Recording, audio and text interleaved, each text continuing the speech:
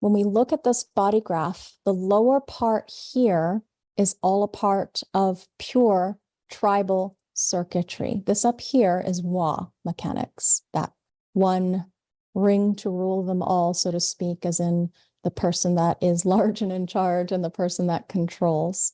So pure tribal circuitry down here. Okay, we know that that is about the stream, pressure, potential awareness, possible expression, and the expression. So a whole stream of sensitivity that is really sensitive to touch. Yeah. And then if we look up at the top, we're looking at, of the mystical way, we're looking at individual circuitry, pure individuality. So we know instead of love, honor, and obey, that's a radical shift to make into the individuation of one's own innate knowing, one's own sovereign nature of being. When I say sovereign, I think tribe. And when I think being, I think individual, even though there's collective in there, obviously, but each of us having access to our own individual nature, our own empowerment, and our own right to be our own authority. So this combination of magic, mysticism, wonderment in the individual circuitry, leaping out of the tribe and into the void, the higher self, we don't know what's going to come along in this show, in this path to awakening. But it's a pulse of energy. Yeah, we have the gall, we have the courage to step out of the tribal nature of blood being thicker than water and, sticking together like glue. We're looking at a binary principle between individuality and the tribal nature. Okay, so there's a binary there. We have two channels that are tribal, two channels that are individual. When we look at the tribal nature of the community, it's not technically a mystical channel, it's a bridge. So a bridge that is very important that all of us are going to have to understand and cross to some level or some degree, because we all have a path to awakening. So when you look down at yours or anybody else's body graph, please remember all of us have this path. It's just that when you have channels within that circuit, the mystical way, you are locked into a specific way to experience yourself in relationship to walking that path, locked into that experiential nature of either the tribal or the individual sense. And of course, one of the things you're going to learn how to do in this class is how to analyze someone's way, not just by what is there, but also by taking the personality construct, the line qualities, as well as the design imprint to get their story of how their mind and their body is going to experience walking along that path, taking into consideration what they have as a genetic imprint or part of their nature, of their blueprint as they journey through this experience in this body form vehicle through space and time. So the real key to tribal spirituality is actually down here. It's not the bridge, because that's something that's different. When we look here at the 19, this is the pressure to find God. It's the pressure to have religion. It's the pressure to rise and awaken. And some people have it built into their genetic code. My husband has that. I don't. So as a process of your awareness and the development of your mastery of not only your own human design analysis, but also with others, do remember everyone has everything. I'm going to sound like a broken record, but everyone has everything, even though we might in passing say, oh, I don't have this, I do have that. It's just when we say have or have not relative to our natal design, it's the genetic imprinting of the natal design where we have a fixedness that operates throughout this entirety of this life.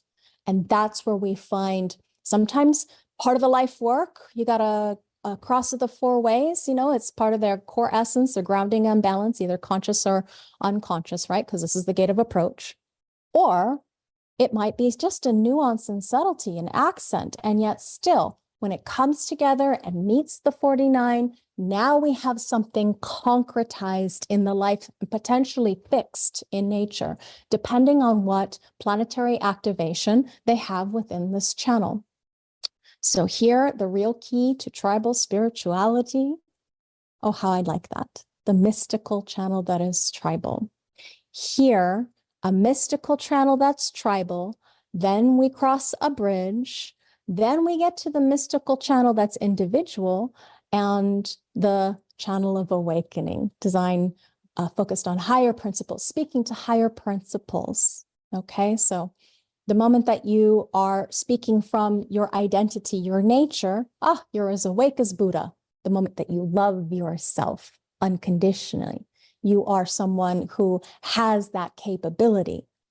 But are you going to live long enough to get to that space? Well, actually, let's think about it for a moment. If we were to imagine a smiling, happy baby cooing and oohing and awing, do they have any self-hatred there? So somewhere along the way, we get conditioned and we lose our awareness of what it is that we really came here for, an expression of being love in the world. Not loving, but being love in the world. That's why I love little tiny babies so much. So now what Ra wants to get across along with this particular place in space and time, which is our mystical path to awakening, is that there's an imbalance in this process because we've got the mystical channel that is tribal. That bridge is not mystical. So the imbalance is we're going over to individuality because there's more of that in this reality of awakening, the mystical way of awakening. So then everything begins here. All right. So Ross says that everything begins here, right? We talked about that last week. The 19th gate, the pressure, the drive, that pressure valve that is going to drive us to find the revolution. Yeah. Now, these pressures of the 19th gate are not just about the mystical way. If you've studied analyst training, you know that there's other keynotes there. As an example, the 19 is the one that raises the animals. This is a cross-special mammalian channel. And the 49 is the butcher that slaughters the animals.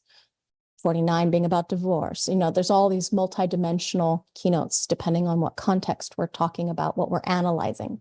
So it is about the whole civilization process that humanity has been going through for thousands and thousands of years. Yeah, ever since we became sheep herders, I guess. I don't know what was the first thing that we started to herd, but I would imagine sheep were the most dumb and docile, right? Because if you think back to those ancient days, you think of the sheep herder with his, crook and trying to, prod those sheep. And there was a lot of things resources that sheep gave us besides meat, wool, and such. So the foundation of this particular round, Ra says 19,000 years, this round, that will come to an end in about 1,300 years. This pressure that has been driving us a certain way, it's now driving us away from the mammalian because it's giving us this false sense of superiority. I'm better than you because I can, push you around and tell you what to do. I control you, kind of a thing. I raise you, I slaughter you. Your life, the quality of your life, if I'm speaking to a sheep, depends on me, And so there's this bargain. And yet at the same time, the sheep gets to live its life and play and it's protected from wolves and such. But then at some point it does have to be sacrificed. The reason we're bringing this up is because sacrifice is a word that I want you to remember with the 49. We have to sacrifice the butcher, 49. Yeah. There is a sacrifice to be made. And so this pressure that is driving us a certain way, that pressure to be cross-special. See, here's the mammalian design, and you can see they have a 19, but no 49. So when you ponder the different forms of life that's in the design of forms, which was the original thing that Ra was given. He called it human design, but he was given the design of forms, all the different forms that we know of laid on top of that human design body graph. Same, similar, not exactly the same, but same genetic potentials within. It's just that the form is different. Personality crystal, no difference between our personality crystal and that of any animal on this planet. It's just that they have a different form, a different design crystal. So the 19th gate here in a mammal, they don't have the 49, but the mammal being subservient to the human because the human can have that bargain with the mammal to raise and protect them from predators and provide the essential food and space for grazing and all that stuff. But then, you know, depending on what animal it is, are we going to take that young and slaughter it, or are we going to raise it and slaughter the old one? Depends.